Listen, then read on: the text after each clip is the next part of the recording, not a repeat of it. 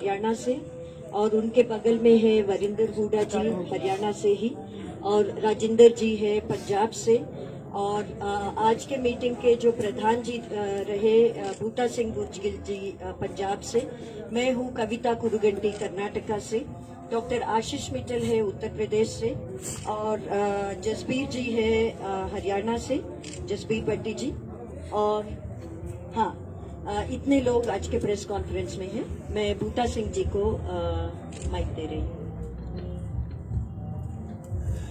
सारे प्रेस वाले साथियों का बहुत बहुत धन्यवाद ਜਿਹੜਾ ਸਾਡੇ ਪ੍ਰੋਗਰਾਮ ਨੂੰ ਲਗਾਤਾਰ ਲੋਕਾਂ ਤੱਕ ਲਿਜਾਣ ਦੇ ਲਈ ਵੱਡਾ ਯੋਗਦਾਨ ਪਾ ਰਹੇ ਆ। ਅਸੀਂ ਸੰਯੁਕਤ ਮੋਰਚੇ ਵੱਲੋਂ ਉਹਨਾਂ ਦਾ ਧੰਨਵਾਦ ਕਰਦੇ ਹਾਂ। ਅੱਜ ਸੰਯੁਕਤ ਮੋਰਚੇ ਦੀ ਮੀਟਿੰਗ ਹੋਈ ਹੈ। ਮੀਟਿੰਗ ਦੇ ਵਿੱਚ ਅਸੀਂ ਕਈ ਪ੍ਰੋਗਰਾਮ ਐਲਾਨੇ ਆ। ਸਭ ਤੋਂ ਪਹਿਲਾਂ 15 ਮਾਰਚ ਨੂੰ ਡੀਜ਼ਲ ਪੈਟਰੋਲ ਗੈਸ ਜਿਹੜੀ ਅਸਮਾਨਾਂ ਨੂੰ ਛੂਹ ਰਹੀ ਹੈ, ਆਮ ਲੋਕਾਂ ਦੀ ਪਹੁੰਚ ਤੋਂ ਬਾਹਰ ਹੁੰਦਾ ਜਾ ਰਿਹਾ। ਇਹਨਾਂ ਦੇ ਵਿਰੋਧ ਦੇ ਵਿੱਚ ਨਾਲ ਕਾਰਪੋਰੇਟ ਤੇ ਨਿੱਜੀਕਰਨ ਵਿਰੋਧੀ ਦਿਨ, ਖਾਸ ਕਰਕੇ ਜਿਹੜਾ ਰੇਲਵੇ ਦਾ ਨਿੱਜੀਕਰਨ ਹੋ ਰਿਹਾ ਹੈ, ਉਹ ਟ੍ਰੇਡ ਯੂਨੀਅਨਾਂ ਦੇ ਨਾਲ ਜਿਹੜੀਆਂ ਰੇਲਵੇ ਦੀਆਂ ਉਹਨਾਂ ਨਾਲ ਮਿਲ ਕੇ ਅਸੀਂ ਉਹਨਾਂ ਦੀ ਪੂਰੀ ਸਪੋਰਟ ਕਰ ਰਹੇ ਹਾਂ। ਸਾਂਝਾ ਪ੍ਰੋਗਰਾਮ ਇਹ 15 ਤਰੀਕ ਨੂੰ ਅਸੀਂ ਕਰ ਰਹੇ ਹਾਂ। ਸਾਰੇ ਜਿਹੜੇ ਰੇਲਵੇ ਵਾਲੇ ਆ ਤੇ ਨਾਲ ਜਿਹੜੇ ਸਾਡੇ ਸੰਯੁਕਤ ਮੋਰਚੇ ਵਾਲੇ ਕਿਸਾਨ ਹੋਣਗੇ, ਉਹ ਰੇਲਵੇ ਸਟੇਸ਼ਨਾਂ ਤੇ ਜਾ ਕੇ ਉਹਨਾਂ ਨੂੰ ਬਣਾਇਆ ਹੋਇਆ ਵਿਰੋਧ ਕਰਨ ਦਾ, ਤੇ ਨਾਲ ਅਸੀਂ ਜਿਹੜੇ ਮੰਗ ਪੱਤਰ ਜਿੱਥੇ ਐਸਡੀਐਮ ਨੂੰ ਦਿੱਤਾ ਜਾਂਦਾ ਐਸਡੀਐਮ ਨੂੰ, ਤੇ ਜਿੱਥੇ ਡੀਸੀ ਨੂੰ ਦਿੱਤਾ ਜਾਂਦਾ ਡੀਸੀ ਨੂੰ, ਤੇ ਬਾਕੀ ਜੋ ਮੋਰਚੇ ਪੰਜਾਬ ਦੇ ਵਿੱਚ ਚੱਲ ਰਹੇ ਆ ਉਹਨਾਂ ਮੋਰਚਿਆਂ ਤੇ ਵੀ ਇਹ ਜਿਹੜਾ 15 ਮਾਰਚ ਹੈ ਡੀਜ਼ਲ ਗੈਸ ਪੈਟਰੋਲ ਤੇ ਨਿੱਜੀਕਰਨ ਦੇ ਵਿਰੁੱਧ ਇਹ ਦਿਨ ਅਸੀਂ ਮਨਾ ਰਹੇ ਹਾਂ। 17 ਮਾਰਚ ਨੂੰ ਸਾਂਝੀ ਇੱਕ ਮੀਟਿੰਗ ਅਸੀਂ ਸੱਦੀ ਹੈ, ਜਿਹਦੇ ਵਿੱਚ ਆਲ ਇੰਡੀਆ ਲੈਵਲ ਦੀਆਂ ਜਿਹੜੀਆਂ ਟ੍ਰੇਡ ਯੂਨੀਅਨ ਨਾਲ ਟਰੱਕ ਆਪਰੇਟਰ, ਬੱਸਾਂ ਵਾਲੇ,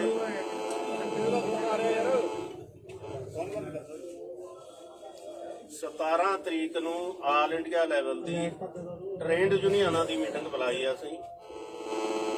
ਨਾਲ ਉਹਨਾਂ ਦੇ ਜਿਹੜੇ ਕਾਰਪੋਰੇਟ ਟਰਾਂਸਪੋਰਟਰ ਹੈ, ਟਰੱਕ ਆਪਰੇਟਰ ਹੈ ਪੂਰੇ ਇੰਡੀਆ ਲੈਵਲ ਦੇ, ਬੱਸਾਂ ਵਾਲੇ ਹੈ, ਉਹਨਾਂ ਨੂੰ ਵੀ ਅਸੀਂ ਸੱਦਾ ਦਿੱਤਾ ਤਾਂ ਕਿ ਅਸੀਂ ਭਾਰਤ ਬੰਦ ਕਰਨ ਦਾ ਫੈਸਲਾ ਲੈਣਾ ਹੈ। ਉਹ ਕਨਵੈਨਸ਼ਨ ਅਸੀਂ ਸਿੰਘੂ ਬਾਰਡਰ ਤੇ ਕਰਾਂਗੇ 17 ਤਰੀਕ ਨੂੰ। ਸਾਰਿਆਂ ਨੂੰ ਕੋਈ ਵੀ ਜਥੇਬੰਦੀ ਬਾਹਰ ਨਹੀਂ ਰਹੂਗੀ ਉਹਦੇ ਵਿੱਚੋਂ। ਸਾਰਿਆਂ ਨੂੰ ਪਤਾ ਲੱਗ ਚੁੱਕਾ ਹੈ ਕਿ ਇਹ ਸਿਰਫ ਤੇ ਸਿਰਫ ਕਿਸਾਨ ਮੋਰਚਾ ਨਾ ਰਹਿ ਕੇ ਇਹ ਜਨ ਮੋਰਚਾ ਬਣ ਚੁੱਕਾ ਹੈ, ਜਨ ਅੰਦੋਲਨ ਬਣ ਚੁੱਕਾ ਹੈ। ਇਸ ਲਈ ਅਸੀਂ ਸਾਰੇ ਉਹ ਜਨ ਅੰਦੋਲਨ ਨੂੰ ਇਹਦੇ ਵਿੱਚ ਸ਼ਾਮਲ ਕਰਨ ਦੇ ਲਈ ਇਹ ਮੀਟਿੰਗ ਅਸੀਂ ਬੁਲਾਈ ਹੈ 17 ਤਰੀਕ।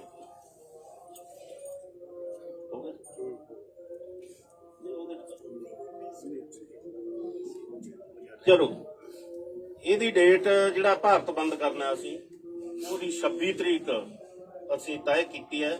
ਉਹਨਾਂ ਦੂਸਰਿਆਂ ਨੂੰ ਸ਼ਾਮਲ ਕਰ ਲਾਂਗੇ।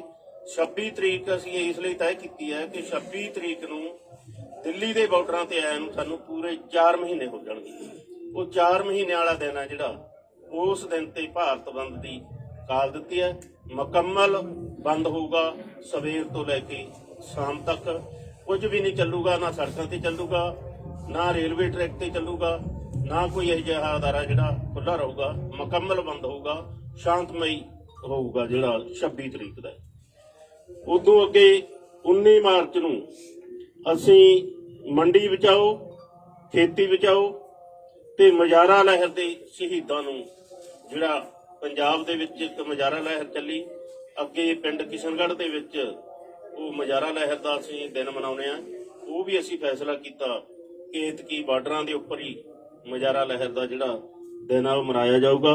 ਮੰਡੀ ਬਚਾਓ ਦੇ ਨਾਲ ਜਿਹੜਾ ਹੁਣੇ ਇਹਨਾਂ ਨੇ ਫੈਸਲਾ ਲਿਆ FCI ਨੇ ਕਿ ਜਿਹੜੇ ਕਿਸਾਨ ਦੇ ਕੋਲੇ ਮਾਲਕੀ ਜ਼ਮੀਨ ਦੇ ਕਾਗਜ਼ ਹੋਣਗੇ ਉਹਨਾਂ ਤੋਂ ਹੀ ਅੱਗੇ ਕਣਕ ਦੀ ਖਰੀਦ ਕੀਤੀ ਜਾਊਗੀ।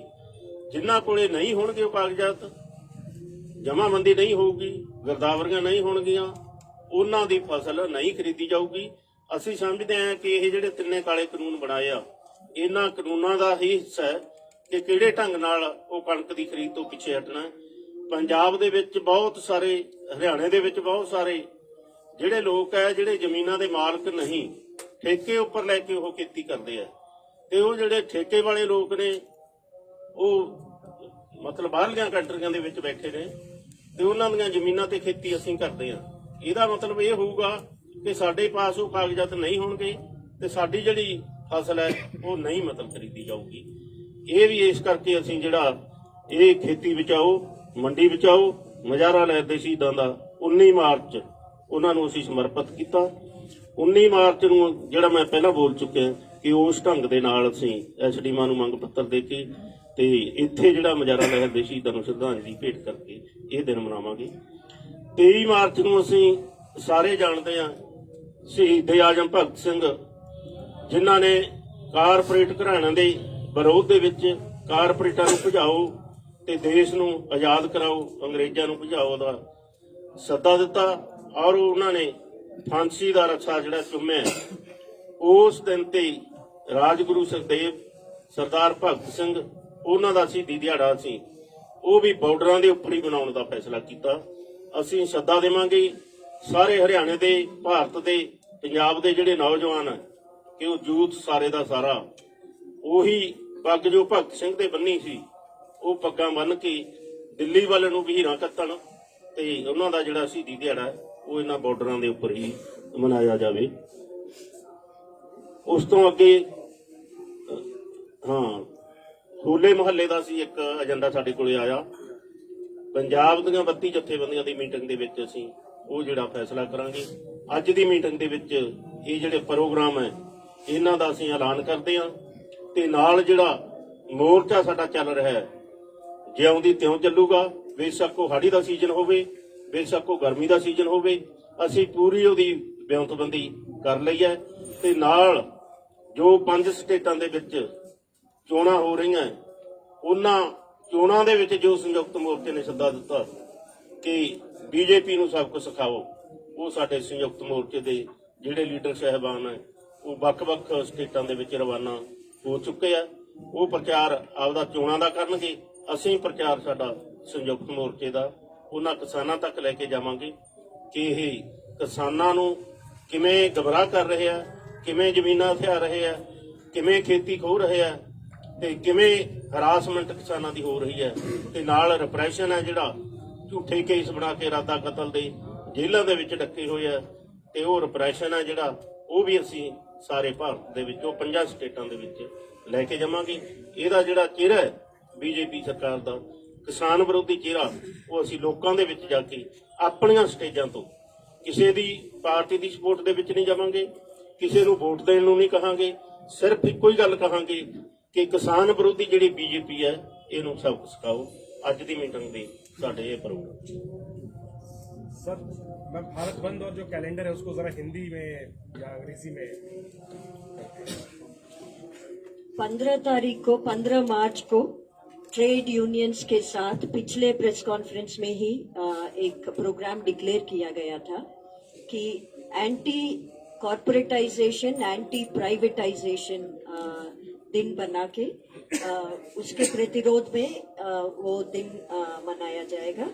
तो डीजल और पेट्रोल के बढ़ते हुए दाम को भी उस दिन स्पेसिफिकली हाईलाइट करते हुए 15 मार्च के कार्यक्रम होंगे। क्या कार्यक्रम है? रेलवे स्टेशन के बाहर जो ट्रेड यूनियंस वालों के धरने जो प्लान्ड है उसके साथ साथ हम भी खड़े होंगे, किसान यूनियंस। वो प्रोग्राम ऑलरेडी अनाउंस हो चुका है। डेमोन्स्ट्रेशंस मेनली धरने होंगे। SDMDC को ज्ञापन दे दिया जाएगा और 19 तारीख को 2 अलग अलग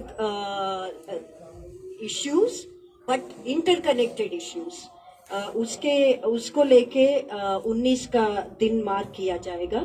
एक है खेती बचाओ मंडी बचाओ, जो खास करके FCI के ऊपर जो वीकनिंग वाला अटैक हो रहा है और पंजाब में और बाकी राज्यों में भी, हरियाणा में पिछले साल शुरू हुआ था पंजीकरण कराना। This is directly related to landless tenants को क्या खतरे हैं आगे जाके प्रोक्योरमेंट रेजिम में, वो हाईलाइट करते हुए मुजाहरा लहर का शहादत जो हुआ था उसी दिन, ये दोनों दे आर कनेक्टेड, वो हाईलाइट करते हुए 19 तारीख को मंडियों के पास भी धरने वो सब होंगे और ये देश भर में होगा। और उसके बाद 23 को जो शहीद दिवस है, उस शहीद दिवस में जैसे आपने पिछले दिनों में देखा केएमपी ब्लॉकेट के लिए रिस्पांस देखा, जब महिला दिवस का हमने ये कॉल दिया था कि महिलाएं आए ये मोर्चों के प्रोटेस्ट साइट्स पे, आपने देखा हजारों की संख्या में कैसे आए हैं। ऐसे ही शहीद दिवस पे हमारा कॉल है कि देश के युवा ये प्रोटेस्ट साइट्स पे पहुंचे, वो है 23 तारीख का। और 26 तारीख को ऑल ओवर इंडिया, वो हाँ शहीद दिवस तो ऑल ओवर इंडिया होगा, जैसे 19 का भी ऑल ओवर इंडिया है। 26 को है भारत बंद सुबह से शाम तक, और उस भारत बंद का प्रिपरेशन में हम 27 मार्च को एक इंटरनल मीटिंग भी करेंगे, कई सारे 17 मार्च को अलग अलग यूनियंस के साथ, ट्रांसपोर्टर्स एसोसिएशंस के साथ, अलग अलग लोगों के साथ, और 28 को होली के दिन ये 3 कानून को जलाया जाएगा। ये है कार्यक्रम। मैं वहां से माइक घुमाऊं प्रधान जी। साथियों, हमने बहुत विस्तार से मूल्यांकन किया कि आंदोलन की क्या स्थिति है। हम समझते हैं कि आंदोलन का किसानों का गुस्सा इन सवालों पर बढ़ रहा है। ये बात कही जाती है कि धरनों पे संख्या कम है, जो स्थिति काम की बढ़ रही है उसमें ऐसा दिख सकता है, लेकिन धीरे धीरे कई सारे कार्यक्रमों में, खासतौर से 23 तारीख को इन धरनों की संख्या बहुत तेजी से बढ़ेगी। मैं उत्तर प्रदेश से आपको बता दूं कि लगातार एक ट्रैक्टर यात्रा जो है तराई के इलाके में चल रही है। बहुत बड़ी बड़ी जनसभाएं और महापंचायतें उत्तर प्रदेश में हो रही हैं जो नहीं हो रही थी। लखनऊ के अंदर एक पक्का मोर्चा लगातार बैठा हुआ है, काकोरी के अंदर, पूर्वी उत्तर प्रदेश के अंदर बड़ी बड़ी महासभाएं हो रही हैं, इलाहाबाद में हुई, आज बलिया में हुई है। तो इस तरह से ये आंदोलन पूरे उत्तर प्रदेश के अंदर फैल रहा है, इस इलाके में जहां पर बहुत दमन था और आंदोलन के बढ़ने की स्थिति नहीं थी। ये बात प्रतिबद्धता के साथ हम कह सकते हैं कि किसानों का गुस्सा तीनों कानून को वापस कराने, बिजली बिल का सवाल तेजी से बढ़ा है पेट्रोल डीजल रसोई गैस के साथ, और टोल का जो वसूली ज्यादा तेजी से की जा रही है, दुगना रेट ले लिया जाता है और ऑटोमेटिकली फास्टैग से कट जाता है। ये एक सवाल हमारे प्रचार का बड़ा सवाल होगा और हम देश भर में टोल फ्री करने की तरफ बढ़ेंगे।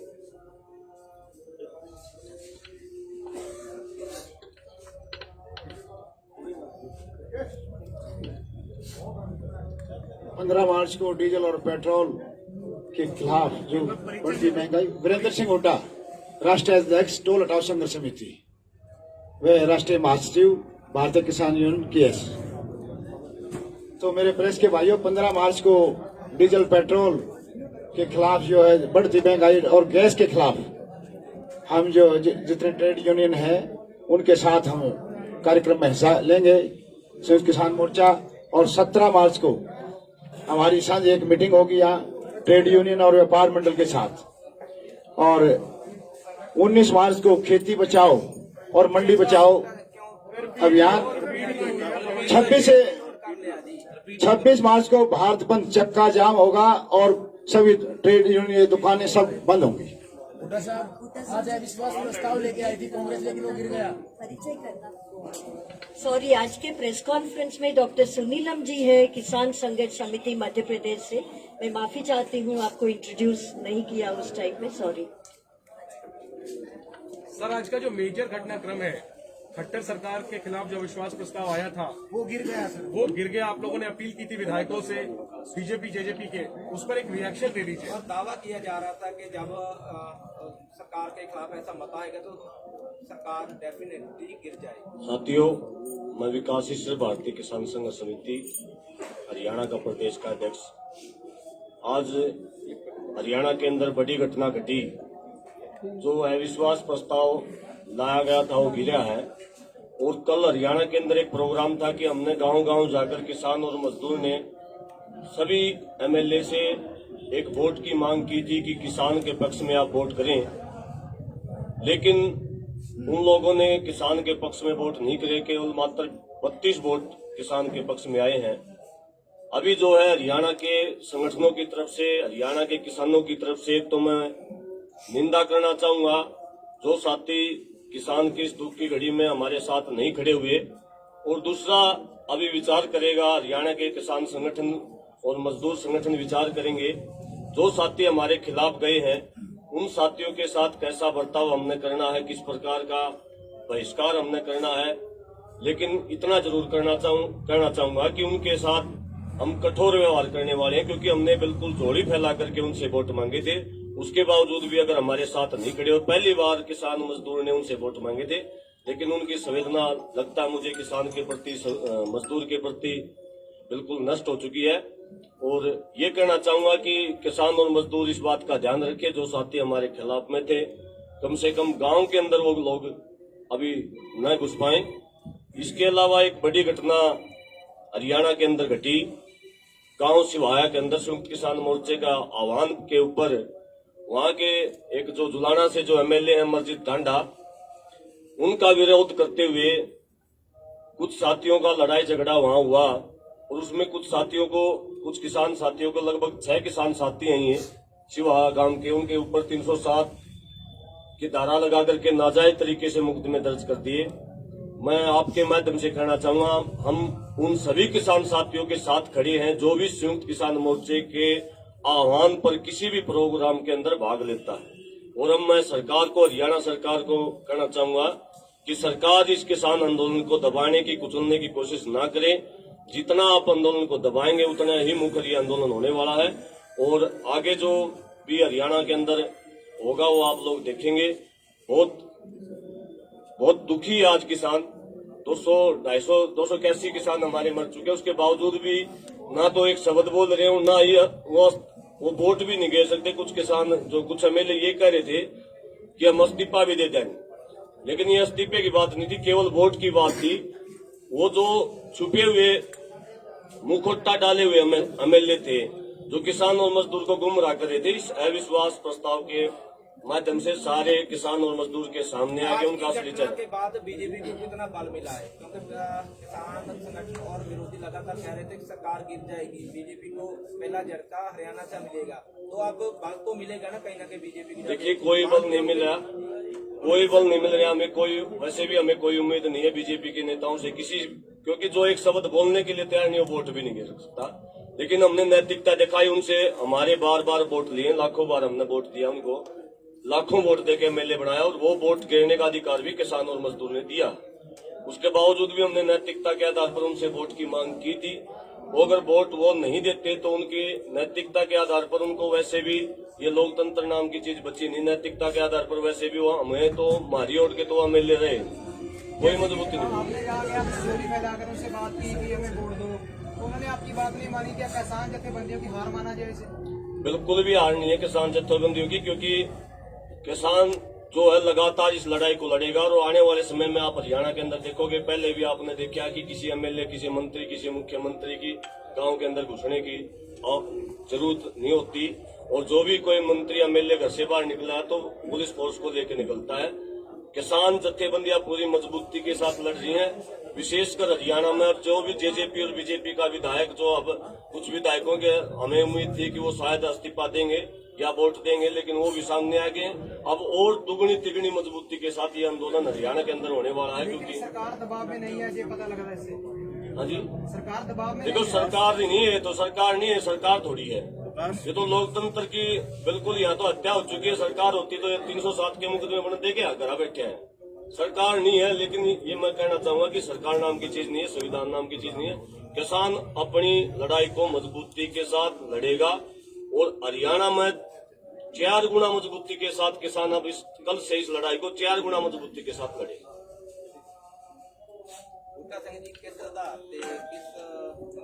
ਥੋੜਾ ਜਿਹਾ ਜੋ ਇਹਨਾਂ ਨੇ ਸਵਾਲ ਕਰਿਆ ਨਾ, ਦੇਖੋ ਇਸੇ ਨਾਲ ਹੀ ਜੁੜਿਆ ਸਵਾਲ ਆ ਜੀ, ਇਸੇ ਨਾਲ ਹੀ ਜੁੜਿਆ। ਜੋ ਕਿਸਾਨ ਆਗੂ ਲਗਾਤਾਰ ਦਾਅਵਾ ਕਰ ਰਹੇ ਸੀ ਕਿ ਲੰਬੇ ਸਮੇਂ ਤੋਂ ਕਿਤੇ ਕਰਕੇ ਜਿਹਾ ਵੀ ਵਿਸ਼ਵਾਸ ਨਾ ਰੱਖਿਆ ਜਾਏਗਾ, ਸਰਕਾਰ ਟੈਕਸ ਨਹੀਂ ਦਿੱਤੇਗੀ, ਉਹਦੇ ਪਿੱਛੇ ਆਧਾਰ ਕੀ ਸੀ, ਉਹਦੇ ਪਿੱਛੇ ਜ਼ਮੀਨੀ ਹਕੀਕਤ ਸੀ ਕੀ ਸੀਗੀ ਕਿ ਜਿਹੜੀ ਅੱਜ ਜਾ ਕੇ ਮਿੱਟੀ ਵਿੱਚ ਰੁੜ ਗਈ? ਤੁਹਾਨੂੰ ਕੋਈ ਸੰਕੇਤ, ਤੁਹਾਡਾ ਕੋਈ ਵਿਸ਼ਵਾਸ ਤਾਂ ਹੋਵੇਗਾ ਜਿਹੜਾ ਇਹਨਾਂ ਕੌਨਫੀਡੈਂਟ ਤੁਸੀਂ ਕਹਿ ਰਹੇ ਸੀ ਵਾਰਨਾ ਸਰਕਾਰ ਡਿੱਗੇਗੀ ਕੋਈ ਨਹੀਂ ਹੈਗਾ, ਉਹ ਕਿਸ ਆਧਾਰ ਤੇ ਕਹਿ ਰਹੇ ਸੀ? ਹਵਾਈ ਗੱਲਾਂ ਸੀ, ਧਰਾਤਲ ਨਹੀਂ ਪਛਾਣੀ ਗਈ ਸੀ ਤੁਹਾਡੇ ਤੋਂ? ਦੇਖੋ ਸਾਡਾ ਕੰਮ ਹੁੰਦਾ ਅਸਲ ਦੇ ਵਿੱਚ ਆਪਣਾ ਪ੍ਰਚਾਰ ਲੈ ਕੇ ਜਾਣਾ। ਹੁਣ ਸਵਾਲ ਜੁੜ ਜੂਗਾ ਜਾ ਕੇ 5 ਸਟੇਟਾਂ ਦੇ ਨਾਲ, ਅਗਰ ਉੱਥੇ ਬੀਜੇਪੀ ਜਿੱਤ ਜਾਂਦੀ ਹੈ ਤਾਂ ਤੁਸੀਂ ਫੇਰ ਇਹ ਸਵਾਲ ਕਰਨਾ ਕਿ ਕਿਸਾਨ ਸੰਯੁਕਤ ਮੋਰਚੇ ਦੀ ਹਾਰ ਹੋਗੀ। ਸਵਾਲ ਹਾਰ ਦਾ ਨਹੀਂ ਹੈ, ਸਵਾਲ ਉਹਨਾਂ ਦੇ ਵਿਰੋਧ ਦੇ ਵਿੱਚ ਲੋਕਾਂ ਨੂੰ ਗੱਲ ਕਹਿਣ ਦਾ, ਆਪਣੇ ਮੋਰਚੇ ਦੇ ਨਾਲ ਜੋੜਨ ਦਾ। ਇਹੀ ਹਰਿਆਣੇ ਦੇ ਵਿੱਚ ਜਿਵੇਂ ਪੰਜਾਬ ਦੇ ਵਿੱਚ ਪਹਿਲਾਂ ਸ਼ੁਰੂ ਹੋਇਆ ਸੀ, ਜੇ ਹਰਿਆਣੇ ਦੇ ਵਿੱਚ ਐਡਵਾਂਸ ਸ਼ੁਰੂ ਹੋਇਆ ਹੁੰਦਾ ਤਾਂ ਫਿਰ ਜਾਂਦੀ। ਵੱਡੀਆਂ ਰੈਲੀਆਂ ਜਿਹੜੀਆਂ ਆਰਗੇਨਾਈਜ਼ ਕੀਤੀਆਂ ਗਈਆਂ ਵੀ ਉਹਦੀ ਲੱਗਦਾ ਆਊਟਪੁੱਟ ਨਿਕਲੂਗੀ ਹੁਣ, ਜਾਂ ਕੀ ਕਿਹਾ ਜਾ ਸਕਦਾ? ਕਿਉਂਕਿ ਵੱਡੀਆਂ ਰੈਲੀਆਂ ਹਰਿਆਣੇ ਦੇ ਵਿੱਚ ਬਹੁਤ ਸਾਰੀਆਂ ਮਹਾਪੰਚਾਇਤਾਂ ਹਰਿਆਣੇ ਚ ਹੋਈਆਂ, ਲੇਕਿਨ ਤੁਸੀਂ ਕਹਿੰਦੇ ਹੋ ਕਿ ਲੋਕਾਂ ਨੂੰ ਜੋੜਨ ਦੀ ਗੱਲ ਕੀਤੀ ਜਾਵੇ, ਇਹਦਾ ਮਤਲਬ ਹਰਿਆਣਾ ਦਾ ਹਜੇ ਬਹੁਤ ਸਾਰਾ ਹਿੱਸਾ ਇਹੋ ਜਿਹਾ ਹੈਗਾ ਜਿਹੜਾ ਨਹੀਂ ਜੁੜਿਆ ਧਰਨੇ ਦੇ ਨਾਲ ਜਾਂ ਅੰਦੋਲਨ ਨਾਲ। ਅਸੀਂ ਕੋਸ਼ਿਸ਼ ਕਰ ਰਹੇ ਹਾਂ ਕਿ ਹਰਿਆਣਾ ਔਰ ਪੰਜਾਬ ਦੇ ਵਿੱਚ ਇਹ ਵੱਡੀਆਂ ਮਹਾਪੰਚਾਇਤਾਂ ਨਾ ਹੋਣ।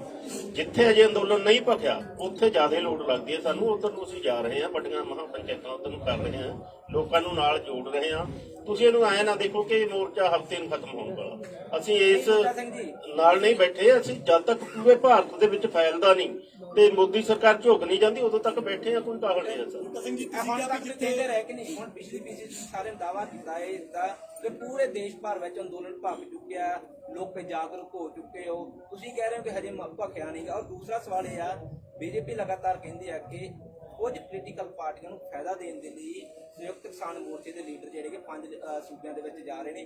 ਜੇਕਰ ਹਰਿਆਣਾ ਦੇ ਵਿੱਚ ਏਡੀ ਵੱਡੀ ਲਾਮਬੰਦੀ ਦੇ ਬਾਵਜੂਦ ਤੁਹਾਡੇ ਨਹੀਂ ਹੋ ਸਕਿਆ ਕੰਮ, ਤਾਂ ਤੁਹਾਨੂੰ ਕਿਵੇਂ ਲੱਗਦਾ ਕਿ ਦੂਜੇ ਸੂਬੇ ਵੀ ਤੁਹਾਡੇ ਅਗੇਂਸਟ ਬੀਜੇਪੀ ਵੋਟ ਕਰ ਸਕਦੇ ਨੇ? ਇੱਥੇ ਤੁਸੀਂ ਕਹਿੰਦੇ ਹਰਿਆਣਾ ਨਹੀਂ ਜਾਗਿਆ ਸੀ, ਇੱਕ ਪਾਸੇ ਕਹਿੰਦੇ ਹਰਿਆਣਾ ਪੂਰੀ ਤਰ੍ਹਾਂ ਉੱਠ ਕੇ ਨਾਲ ਆ ਗਿਆ, ਬਲਕਿ ਹਰਿਆਣਾ ਦਾ 25 ਨਵੰਬਰ ਤੋਂ ਹੀ ਬੈਰੀਕੇਡ ਹਟਾਉਣ ਦੇ ਵਿੱਚ ਜਾਗਿਆ ਹੋਇਆ। ਦੇਖੋ ਸੁਣੋ, ਕੋਸ਼ਿਸ਼ ਕਰੋ ਇਹ ਗੱਲ ਨੂੰ। ਜਿਹੜੀ ਸਰਕਾਰ ਬਣਦੀ ਹੈ ਅਸੀਂ ਠੋਕ ਵਜਾ ਕੇ ਕਹਿੰਦੇ ਹੁੰਦੇ ਕਿ ਕਿਸਾਨਾਂ ਦੇ ਪੱਖ ਦੇ ਵਿੱਚ ਨਹੀਂ ਬਣਦੀ, ਇਹ ਲਟੇਰਿਆਂ ਦੇ ਪੱਖ ਦੇ ਵਿੱਚ ਬਣਦੀਆਂ ਸਰਕਾਰਾਂ, ਕਿਸੇ ਦੀ ਵੀ ਬਣ ਜੀ। ਤੁਸੀਂ ਐਂ ਕਿਉਂ ਦੇਖਦੇ ਹੋ ਕਿ ਅੱਜ ਮਤਲਬ ਜਿਹੜੇ ਚੁਣ ਕੇ ਭੇਜੇ ਸੀ ਅੱਜ ਉਹ ਕਿਸਾਨਾਂ ਦੇ ਬਣ ਜਾਣਗੇ? ਬਿਲਕੁਲ ਨਹੀਂ ਬਣਨਗੇ।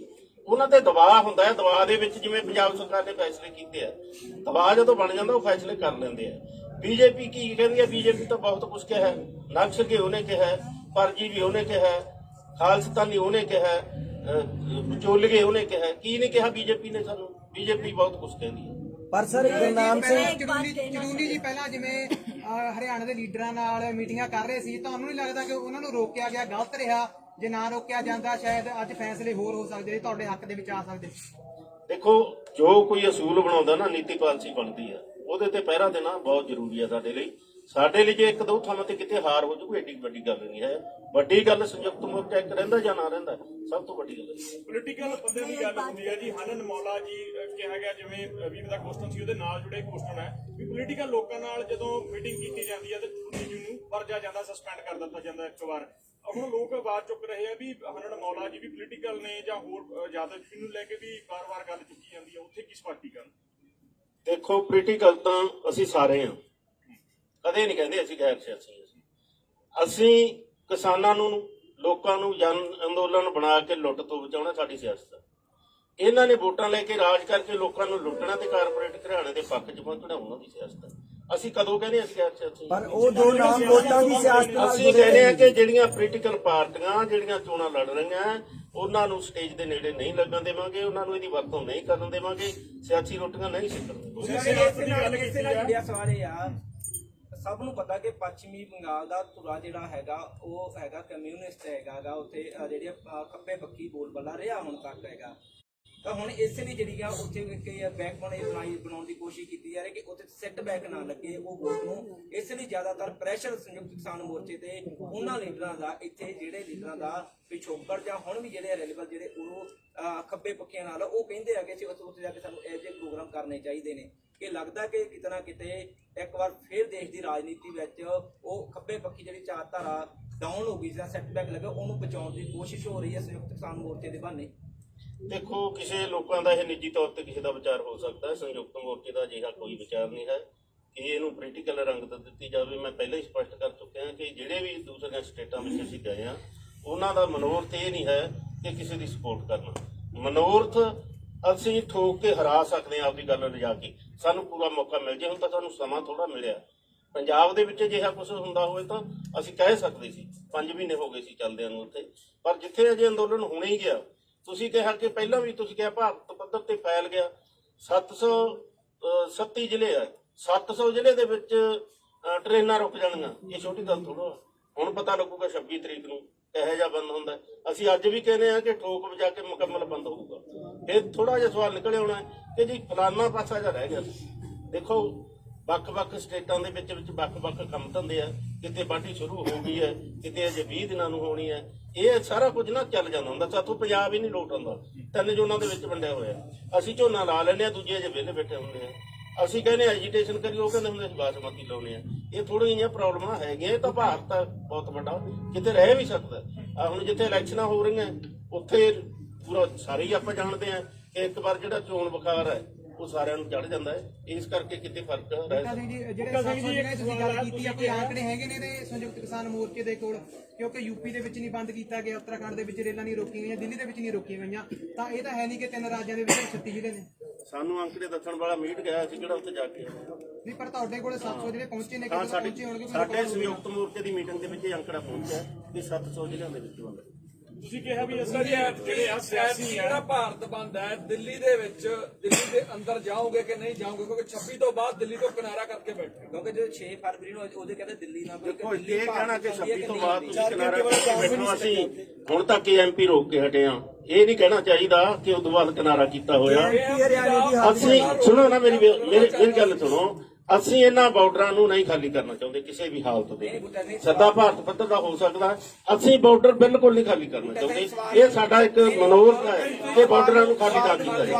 ਤੁਹਾਡੇ ਜਿਹੜਾ ਅੰਦੋਲਨ ਦਾ ਅਸਰ ਉਹ ਦਿੱਲੀ ਦੇ ਅੰਦਰ ਹੋਊਗਾ ਕਿ ਨਹੀਂ? ਰਾਜਧਾਨੀ ਤੇ ਹੋਊਗਾ। ਰਾਜਧਾਨੀ ਵਿੱਚ ਹੋਊਗਾ। ਚੱਕਾ ਜਾਮ ਜਿਹੜਾ 4 ਘੰਟੇ ਦਾ ਸੀ ਉਹ ਵੀ ਤੁਸੀਂ ਸਪਸ਼ਟ ਕਰਨਾ। ਦੇਖੋ ਐਮਪੀ ਦੇ ਉੱਪਰਲਾ ਰੋਡ ਦੇਖੋ ਥੱਲੋਂ ਵਾਲਾ ਚੱਲਦਾ ਪਿਆ। ਦੇਖੋ ਮੀਡੀਆ ਨੂੰ ਨਵੀਂ ਗੱਲ ਚੰਗੀ ਲੱਗਦੀ ਹੁੰਦੀ ਹੈ।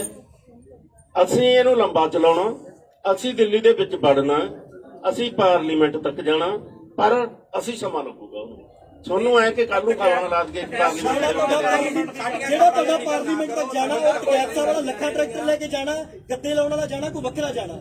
ਦੇਖੋ ਇਹ ਅਜੇ ਪਲਾਨ ਨਹੀਂ ਕੀਤਾ ਸੀ। ਮੈਂ ਕਹਿ ਰਿਹਾ ਕਿ ਕਰਾਂਗੇ ਕਹਿ ਰਹੇ ਆ ਲੱਖਾਂ ਟਰੈਕਟਰ ਲੈ ਜਾਵਾਂਗੇ, ਉਹ ਹੋ ਸਕਦਾ ਉਹ ਹੋਵੇ। ਉਹ ਕਿਸੇ ਦਾ ਵਿਅਕਤੀਗਤ ਹੋ ਸਕਦਾ। ਜੇ ਸੰਯੁਕਤ ਮੋਰਚੇ ਦੀ ਇਹ ਫੈਸਲਾ ਨਹੀਂ ਹੈ ਕਿ ਅਸੀਂ ਲੱਖਾਂ ਸਵਾਲ ਦਾ ਜਿਹੜਾ ਟਰੈਕਟਰ ਪਾਰਲੀਮੈਂਟ ਮੇਰੇ ਵਿੱਚ ਸਾਥੀ ਨੇ ਪੁੱਛਿਆ, ਤੁਸੀਂ ਉਹ ਜਵਾਬ ਤਸੱਲੀ ਬਖਸ਼ ਨਹੀਂ ਦੇ ਪਾਏ। ਸਾਡਾ ਸਵਾਲ ਹੈ ਕਿ 6 ਜਦੋਂ ਟ੍ਰੇਨਾਂ ਰੋਕੀਆਂ ਗਈਆਂ, 6 ਮਾਰਚ ਨੂੰ 19 ਅਕਤੂਬਰ ਪੂਰਾ ਪ੍ਰੋਗਰਾਮ ਦਿੱਤਾ ਗਿਆ। ਦਿੱਲੀ ਦੇ ਵਿੱਚ ਇਸ ਦਾ ਕੋਈ ਨਹੀਂ ਸੀਗਾ। ਚੱਕਾ ਜਾਮ ਦਾ ਕੀਤਾ ਦਿੱਲੀ ਦੇ ਵਿੱਚ ਜੇ ਕੋਈ। ਤੁਸੀਂ ਰਾਜਧਾਨੀ ਦਿੱਲੀ ਨੂੰ ਭਾਰਤ ਦੇ ਹਿੱਸੇ 'ਚ ਮੰਨਦੇ ਹੋ ਕਿ ਨਹੀਂ? ਕਿਉਂਕਿ ਉੱਥੇ ਪ੍ਰੋਗਰਾਮ ਕਿਉਂ, ਜੇ ਪੂਰੇ ਭਾਰਤ 'ਚ ਇੰਨੇ ਪੂਰਾ ਪ੍ਰੋਗਰਾਮ, ਫਿਰ ਦਿੱਲੀ ਕਿਉਂ ਛੱਡ ਦਿੰਦੇ ਹੋ? ਇਹਦੇ ਪਿੱਛੇ ਕਾਰਨ ਕੀ ਹੈ? ਦਿੱਲੀ ਕਿਉਂ ਛੱਡ ਦਿੰਦੇ ਹੋ? ਜੇ ਚੱਕਾ ਜਾਮ ਦਿੱਲੀ ਦੇ ਵਿੱਚ ਕਿਉਂ ਨਹੀਂ ਹੋ ਸਕਦਾ ਸੀ? ਰੇਲਾਂ ਦਿੱਲੀ ਦੇ ਵਿੱਚ ਕਿਉਂ ਨਹੀਂ ਰੁਕੀਆਂ? 26 ਨੂੰ ਅਸੀਂ ਦਿੱਲੀ ਦੇ ਵਿੱਚ ਗਏ ਆ। ਸਾਨੂੰ ਤੁਸੀਂ ਕਹਿ ਨਹੀਂ ਸਕਦੇ ਕਿ ਨਹੀਂ ਇਹ ਤੋਂ ਜਾਂਦੇ। ਬਾਅਦ ਦੇ ਪ੍ਰੋਗਰਾਮ ਸੁਣੋ ਨਾ, 26 ਤੋਂ ਬਾਅਦ ਤੁਹਾਨੂੰ ਕਿੰਨੀ ਪਤਾ ਕਿ ਹਾਲਤ ਕਿਹੋ ਜੀ ਬਣੀ ਆ। ਉਹ ਹਾਲਤ ਵੀ ਸੰਭਾਲਣੀ ਸੀ ਨਾ। ਇੱਕ ਵਾਰ ਜਿਹੜਾ ਮੋੜ ਆਇਆ, ਗੱਡੀ ਲੀਹੋਂ ਲੈਂਦੀ ਸੀ, ਨਹੀਂ ਲੈਣ ਦਿੱਤੀ ਅਸੀਂ। ਇਹ ਇੱਕ ਸੰਭਲ ਕੇ ਇੱਕ ਪਾਲਸੀ ਸੀ ਬੀਜੇਪੀ ਦੀ ਪੂਰੀ ਕਿ ਇਹਨੂੰ ਲੀਹੋਂ ਲਾ ਕੇ ਇਹਨੂੰ ਹਿੰਦੂ ਸਿੱਖ ਦਾ ਮਸਲਾ ਬਣਾ ਕੇ ਇੱਥੇ ਦਿੱਲੀ ਦੇ ਵਿੱਚ ਦੰਗੇ ਕਰਾ ਦਈਏ ਤੇ ਜੇ 84 ਯਾਦ ਕਰਾ ਦਈਏ। ਅਸੀਂ 84 ਮੁੜ ਨਹੀਂ ਦੁਹਰਾਉਣ ਦਿੱਤਾ। ਉਸ ਤੋਂ ਬਾਅਦ ਕੋਸ਼ਿਸ਼ਾਂ ਕੀਤੀਆਂ ਇਹਨਾਂ ਨੇ 2-3 ਦਿਨ, ਫਿਰ ਵੀ ਅਸੀਂ ਮਤਲਬ ਉਹ ਤੋਂ ਚੁਕੰਨੇ ਰਹੇ, ਨਹੀਂ ਬਣ ਦਿੱਤਾ ਉਹ। ਦੇਖੋ ਉਹ ਹਾਲਤ ਨੂੰ ਸਾਹਮਣਾ ਹੁੰਦਾ ਹੈ। ਕੋਈ ਹਾਲਤ ਜਿਹੇ ਬਣ ਜਾਂਦੇ। ਜਿਹੜਾ ਬੰਦ ਹੋਊਗਾ ਉਹ ਦਿੱਲੀ ਦੇ ਵਿੱਚ ਬੰਦ ਹੋਊਗਾ ਜਾਂ ਨਹੀਂ ਹੋਊਗਾ? दिल्ली च भी 18 मार्च का हमारी ਪੱਕਾ ਨਹੀਂ ਹਲੇ ਕੋਸ਼ਿਸ਼ ਦਿੱਲੀ ਦੇ ਵਿੱਚ ਬੰਦ ਹੋਊਗਾ ਜਾਂ ਜਿਹੜਾ ਨਹੀਂ ਬਣਾਉਣਾ, ਅਸੀਂ ਬਣਾਉਣਾ, ਬਣਾਵਾਂਗੇ, ਕੋਸ਼ਿਸ਼ ਕਰਾਂਗੇ। ਤਾਂ ਇੱਕ ਮੇਰਾ ਹੋਰ ਸਵਾਲ ਹੈ ਜੀ, ਜਿੱਦਾਂ ਤੁਸੀਂ ਕਿਹਾ ਵੀ ਸਰਕਾਰ ਸਟੇਜ ਤੋਂ ਵੀ ਸਾਰਾ ਦਿਨ ਹੀ ਕਹਿੰਦੇ ਨੇ ਵੀ ਸਰਕਾਰ ਡਰੀ ਹੋਈ ਆ, ਕੰਬ ਗਈ ਆ, ਥੋੜਾ ਨੇੜੇ ਆ। हम लोग प्रोग्राम्स के ऊपर बात करते हैं। ਅਸੀਂ ਪ੍ਰੋਗਰਾਮ ਦੀ ਗੱਲ ਅਸੀਂ ਪ੍ਰੋਗਰਾਮ ਦੀ ਗੱਲ ਕਰ ਰਹੇ। ਮੇਰਾ ਸਵਾਲ ਇਹ ਹੈ, ANI ਨੇ ਸੋਰਸ ਹੈਗਾ, 2 ਮੁੰਡੇ ਜਿਹੜੇ ਆ ਸਿੱਖ ਨੌਜਵਾਨ ਬੀਤੀ ਰਾਤ ਹੀ ਚੁੱਕੇ ਆ ਲਾਲ ਕਿਲ੍ਹੇ ਦੀ ਘਟਨਾ 'ਚ, ਤਾਂ ਕੀ ਪ੍ਰਭਾਵ ਆ? ਪਿਛਲੀਆਂ ਦੀਆਂ ਜੇ ਜ਼ਮਾਨਤਾਂ ਹੋਈਆਂ ਨਹੀਂ, ਪੁਲਿਸ ਨਵੇਂ ਬੰਦੇ ਚੱਕ ਰਹੀ ਆ, ਤਾਂ ਸਰਕਾਰ ਕਿੰਨੀ ਕੁ ਡਰੀ ਹੋਈ? ਕਹਿੰਦੇ ਕਿ ਸਰਕਾਰ ਡਰ ਚੁੱਕੀ ਆ। ਅਸੀਂ ਨੇ ਕਹਿੰਦੇ ਜਦੋਂ ਸਰਕਾਰ ਡਰੀ ਹੋਈ ਤਾਂ ਉਦੋਂ ਇਹ ਕਾਨੂੰਨ ਰੱਦ ਕਰੂਗੀ। ਸਾਡਾ ਸਵਾਲ ਨਹੀਂ ਸਰਕਾਰ ਡਰੀ ਹੋਈ ਹੈ, ਅਸੀਂ ਤਾਂ ਕਹਿੰਦੇ ਅੜੀ ਹੋਈ ਹੈ। ਅੜੀ ਵਾਲ ਵਤੀਰਾ ਫਰਜ਼ਾਂ ਦੇ ਖਿਲਾਫ ਕਿਸੇ ਰਾਜੇ ਦਾ, ਕਿਸੇ ਪ੍ਰਧਾਨ ਮੰਤਰੀ ਦਾ ਅਜਿਹਾ ਵਤੀਰਾ ਨਹੀਂ ਹੋਣਾ ਚਾਹੀਦਾ ਜੇ ਅਪਣਾ ਰਹੀ ਹੈ ਬੀਜੇਪੀ। ਮੇਰਾ ਸਵਾਲ ਇਹ ਹੈ ਜੀ, ਪੁਲਿਸ ਅਜੇ ਵੀ ਮੁੜ ਤੋਂ ਮੁੰਡੇ ਚੁੱਕਣ ਦੀ ਜਿਹੜੀ ਪ੍ਰਕਿਰਿਆ ਇਹਨਾਂ ਨੇ ਸ਼ੁਰੂ ਕਰਤੀ ਹੈ ਤੇ ਤੁਸੀਂ ਕਿਵੇਂ ਨੇ? ਦੇਖੋ ਪੁਲਿਸ ਦਾ ਕੰਮ ਕੀ ਹੈ, ਪੁਲਿਸ ਦਾ ਕੰਮ ਤਾਂ ਜਿਹੜੇ ਬੰਦੇ ਨਾ ਘਰੋਂ ਖੇਤ ਤੇ ਖੇਤੋਂ ਘਰ ਸਾਰੀ ਉਮਰ ਜਾਂਦੇ ਰਹੇ ਉਹਨਾਂ ਨੂੰ ਨੋਟਿਸ ਗਏ ਹੋਏ ਆ। ਜਿਹੜੇ ਦਿੱਲੀ ਦਾ ਨਾਮ ਵੀ ਨਹੀਂ ਜਾਣਦੇ, ਬਾਰਡਰ ਕੀ ਹੈ, ਟਿਕਰੀ ਬਾਰਡਰ ਕੀ ਹੈ, ਉਹਨਾਂ ਨੂੰ ਵੀ ਨੋਟਿਸ ਗਏ ਹੋਏ ਆ ਕਿ ਤੁਸੀਂ ਲਾਲ ਕਿਲੇ ਤੇ ਗਏ ਹੋ। ਇਹ ਹੁਣ ਪੁਲਿਸ ਦਾ ਕੰਮ ਹੈ, ਪੁਲਿਸ ਨੇ ਝੂਠ ਦੇ ਪਲੰਦੇ ਬਣਾਉਣੇ ਹੁੰਦੇ ਆ, ਝੂਠੇ ਚੱਕ ਕੇ ਦਹਿਸ਼ਤ ਪਾਉਣੀ ਹੁੰਦੀ ਆ। अनएक्सपेक्टेड नहीं है, FIRs में एंड थाउजेंड्स अननोन ऐसा लिखा हुआ था तो और लोगों को, मगर सिर्फ 7 लोग बचे हैं, उनका भी बेल एप्लीकेशन मूव किया। पर मैडम उन्होंने और उठाने शुरू कर दिए हैं, रात को उठाए हैं। हमको एक्सपेक्टेड है वो तो जब पुलिस ने ਤਾਂ ਕੰਮ ਹੁੰਦਾ ਪੁਲਿਸ ਨੇ ਚੱਕਣੀ ਹੈ। ਪੁਲਿਸ ਸਾਡੇ ਸਾਰਿਆਂ ਦੇ ਪਰਚੇ ਜਿਹੜਾ ਦਾਇਰ ਚੱਕਣਗੇ। ਹਾਂ ਤਾਂ ਜਿਹੜੇ ਪਹਿਲਾਂ ਜੇਲ੍ਹ 'ਚ ਗਏ ਸੀ 115 ਜਣਾਂ ਦੀਆਂ ਜ਼ਮਾਨਤਾਂ ਹੋ ਚੁੱਕੀਆਂ ਨੇ। ਪੁਲਿਸ ਨੇ ਹਜ਼ਾਰਾਂ ਅਣਪਛਾਤਿਆਂ ਦੇ ਜਿਹੜੇ ਪਰਚੇ ਦਰਜ ਕੀਤੇ ਨੇ। ਪੁਲਿਸ ਦਾ ਕੰਮ ਹੀ ਇਹ ਹੈ।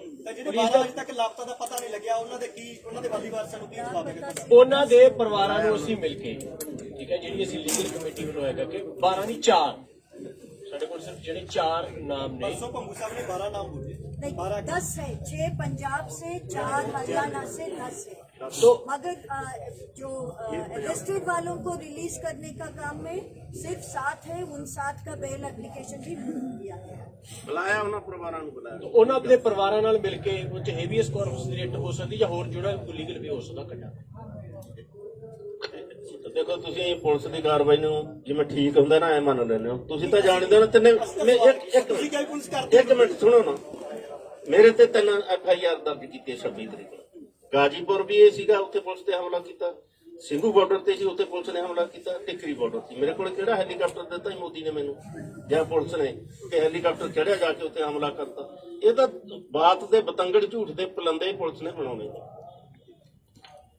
मैं इसमें जोड़ना चाहता हूं कि हम लोग जो भाजपा हराओ और कॉरपोरेट को सबक सिखाओ, क्योंकि जो पूरा संघर्ष है वो कॉरपोरेट के साथ है। एक तरफ मोदी सरकार के साथ है जिसने कानून लाया, दूसरी तरफ कॉरपोरेट के साथ है जिसके इशारे पर ये कानून लेके आया। तो उसको लेकर के पश्चिम बंगाल के अंदर भी 6 सभाएं हैं, उसके अंदर साथी जा रहे हैं संयुक्त किसान मोर्चे के, और फिर आसाम के अंदर भी जा रहे हैं। ये एक बात कहना चाहता हूं। दूसरी बात ये कहना चाहता हूं कि पूरे देश में तमाम लोगों ने मिट्टी सत्याग्रह का एक योजना बनाई है और वो मिट्टी लेकर के अपने अपने गांव की यहाँ पर आकर के जो किसान यहाँ पर शहीद हुए हैं उनका शहीद स्मारक बनाने का उन्होंने संकल्प लिया है। वो मिट्टी लेकर के आ रहे हैं। गांधी जी ने जो 12 मार्च से 6 अप्रैल तक का जो किया था दांडी मार्च, उनसे प्रेरणा लेकर के 100 साल पहले जो असहयोग आंदोलन हुआ था उससे प्रेरणा लेकर के लोग चले हैं। उसकी केवल आपको मैं सूचना देने का काम कर रहा हूं।